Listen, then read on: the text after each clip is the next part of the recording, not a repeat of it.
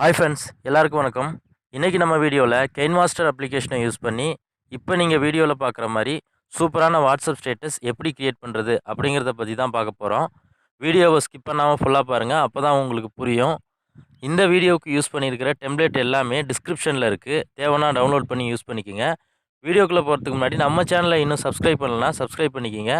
கூடவே பக்கத்தில் ஒரு பெல் பட்டன் இருக்கும், அந்த பெல் பட்டனையும் கிளிக் பண்ணிட்டீங்கன்னா நாம் போடுற எல்லா வீடியோஸ்க்கும் உங்களுக்கு ஒரு நோட்டிஃபிகேஷன் வந்துடும். ஓகே ஃப்ரெண்ட்ஸ், வாங்க வீடியோக்குள்ளே போகலாம்.